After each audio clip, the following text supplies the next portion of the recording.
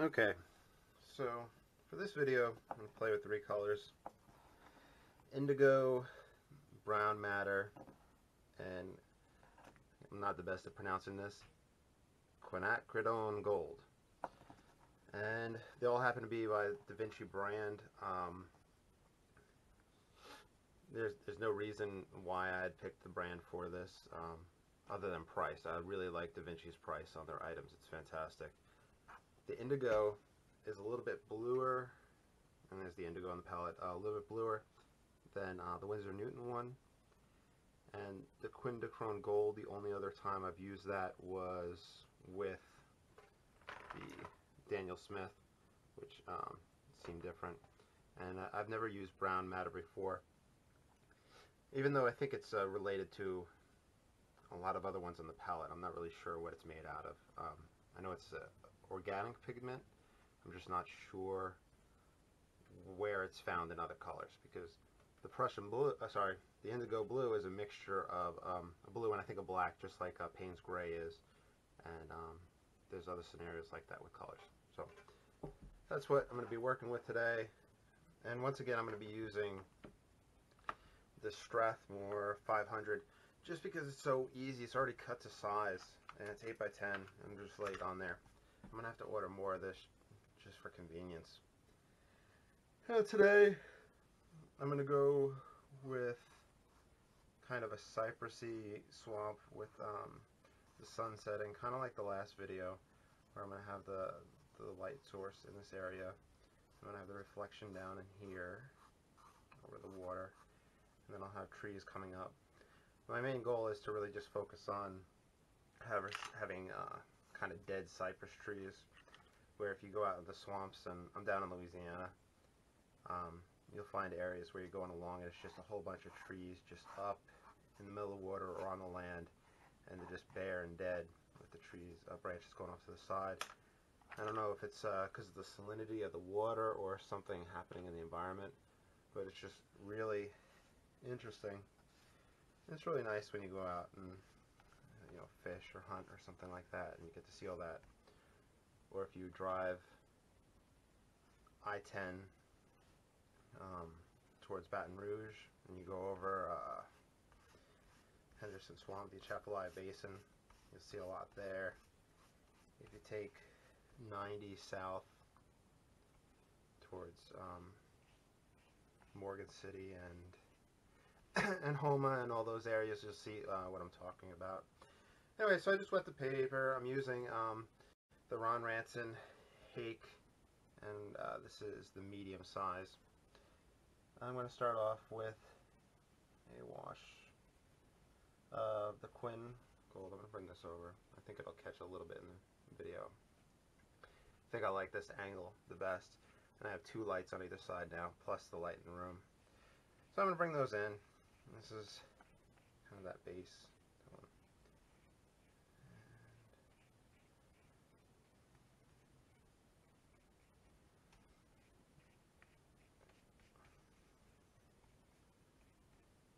It's such a weird thing, because I remember watching videos, and when I first started watercoloring in this, just watercoloring with American watercolors, or Western watercolors, sorry. When I had first started in the videos, it was really weird, seeing people set up like this and not understanding why and what they're doing. And you can do this with different colors to kind of set the mood of the painting to begin with. It's kind of like, I guess, with oils and acrylics. If you're putting acrylic on a board or paper or anything, you can mix a color into the acrylic and have that as your kind of base tone. And I guess it's also like J.M.W. Turner, how he painted on, I believe, toned blue paper. So, there's something in it that's important. Now, I'm going to take the indigo and just going to kind of put it on the paper just so you could see what happens. So we get that green on it. This was a lot more pronounced than the last video where I put the Payne's gray over the raw sienna. At least I feel it looks more green. And we'll make it interesting. I'm going to take some of that brown matter and mix that in.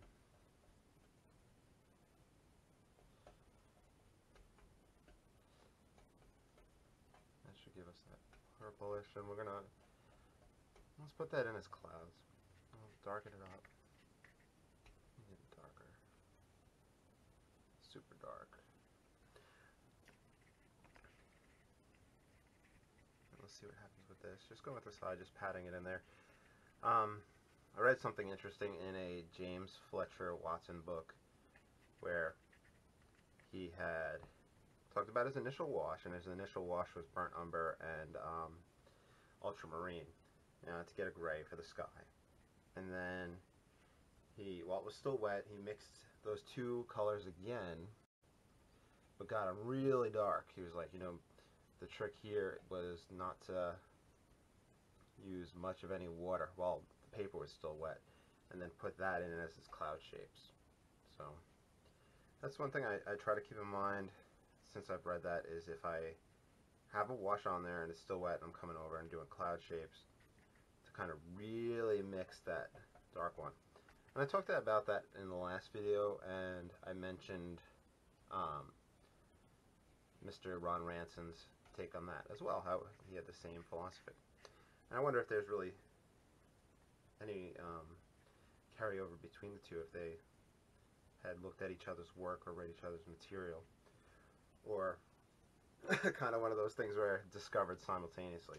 Anyway, so we have that light spot in there. It's coming forward. We're going to have the reflection on the water. I'm going to put in the ground now. I'm not going to dry anything off yet. I'm going to take the pure Quin,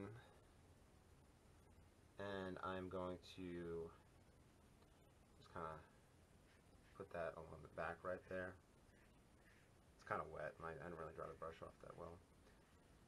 And then we'll come in front here.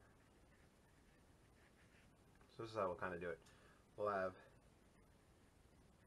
the land masses on either side coming forward. We'll have the land mass that we're standing on looking at it out. And we'll have the water here, so we'll have some interesting reflections taking place down here. So now everything is still wet.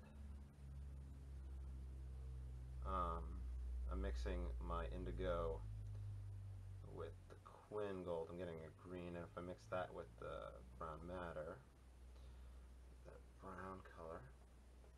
So kind of the three, they neutralize in that sense. Now, I was talking about how I want to go for the cypress swamp feel. So I have a tendency to just like do this portion that I'm doing right now, where I'll kind of have a little bit of growth or the far background stuff. But those cypress trees, they'll come up pretty straight, and they'll seem to just cut off and stop.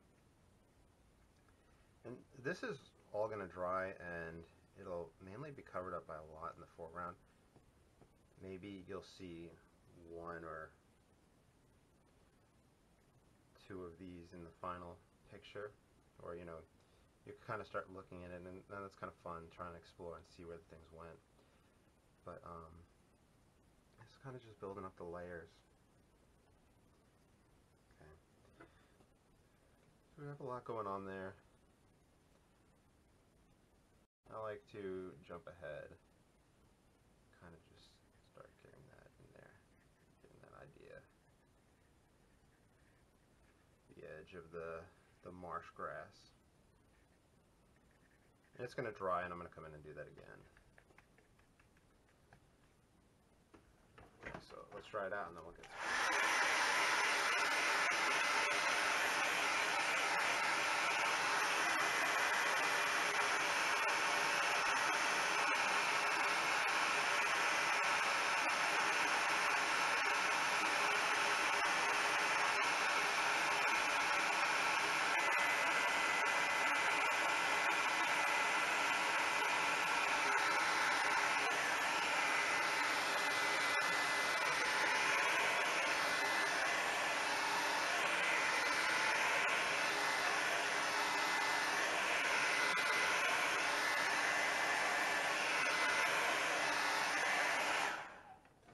Okay, so that's that first dry off, and everything kind of looks bland at this point, but this second layer of color paint will stick out more.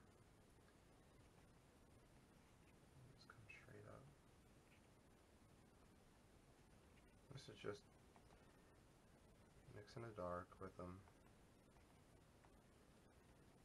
This is the way I see the cypress trees, is that they often come out horizontal, the branches.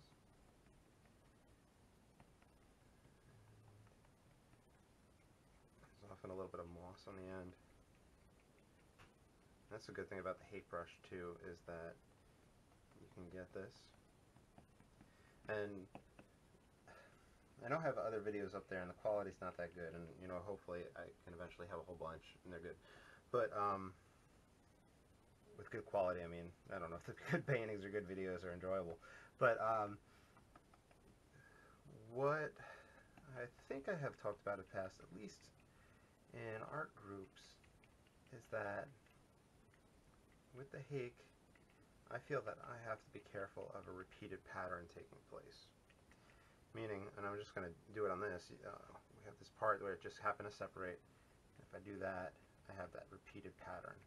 So you can see that. So you roll it around in your hands, like what do you do to prevent that from happening? So that's what I keep in mind and try to be wary of.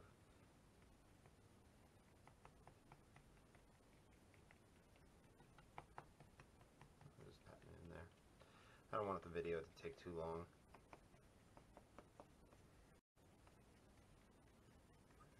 Forward. Now,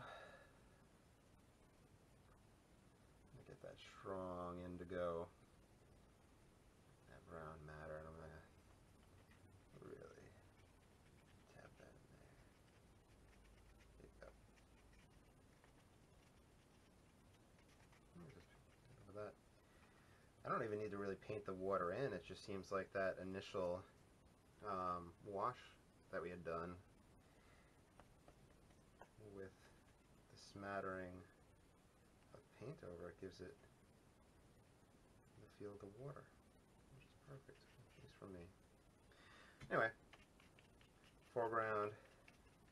I'm going to do another layer of trees just like the last video. So this is, I guess, I don't know if you'd call it a formula. You kind of find a pattern that works. So if you're doing a scene like this, you'll often have that repetition taking place. Let's get some Quin Gold.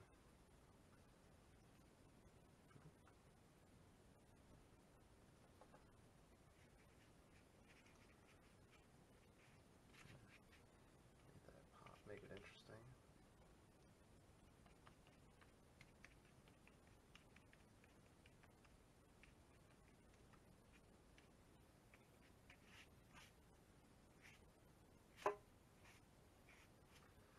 Okay, and we'll do one more dry off. We'll do another layer of trees.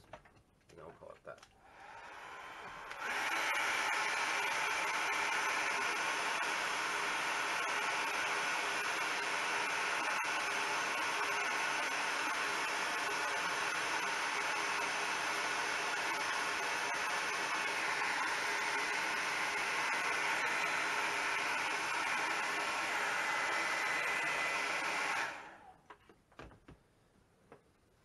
And, you know, talking about cypress trees, they, I think they're related to pine. I think they're a type of pine. I believe they store water in the trunks. They have that awkward shape. You see how I'm bringing it up here. If you get to see one in person, they're really pretty.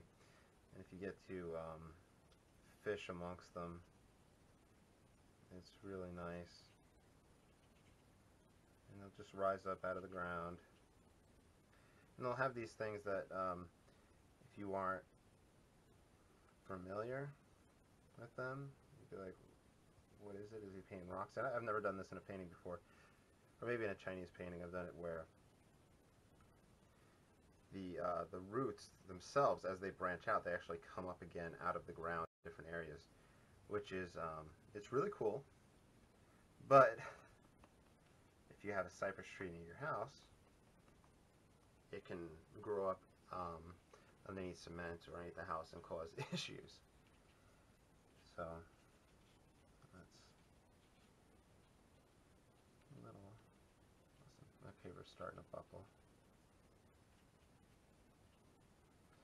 I'll do some more of those cypress. I believe they call them cypress knees. That's the nickname for them, cypress knees. And they'll come out the ground. They'll be in the water, all over the place. We'll do one more last pass. We'll kind of bring it out quite a bit.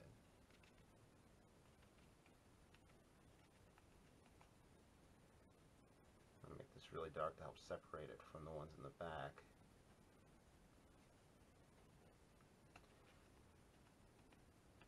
Oh yeah. Okay, I'm liking the texture getting here. Hopefully it'll dry like that, but I don't think it will. It'll probably dry lighter. But very happy with the way things started coming out right there. So this is just using, I guess you'd say, just the flat of the brush.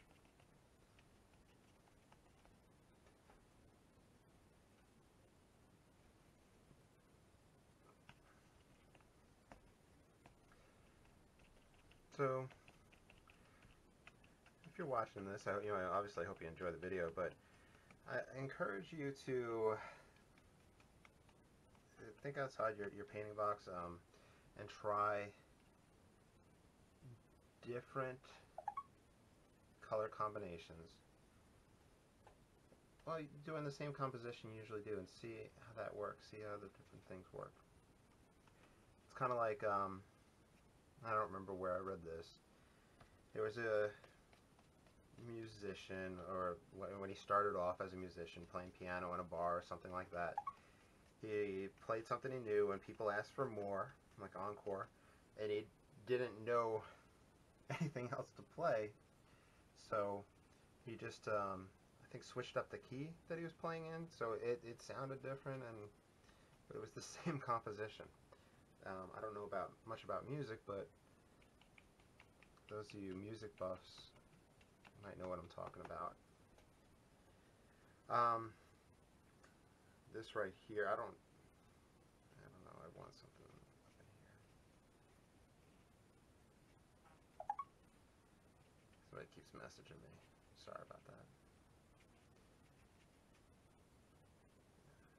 Just do little shadow.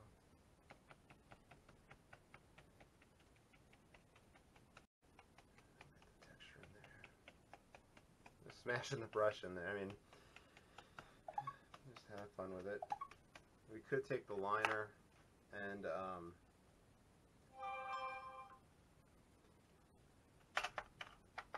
do other stuff with it and have growth out here, but I really don't want to take too much longer on this time-wise, just so y'all can see. We'll darken that. Well, let's call this one finished with a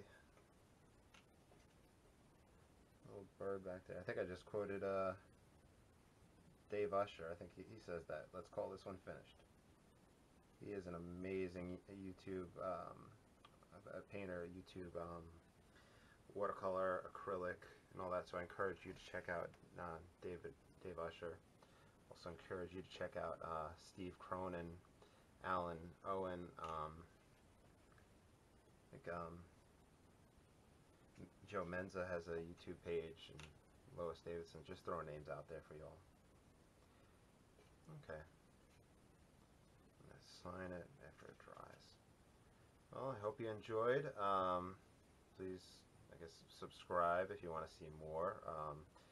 Leave comments if you have anything interesting to share or any questions. I have a Facebook page where I post all my artwork as well, so I'll put a link in the comments for you. All right, have a great day.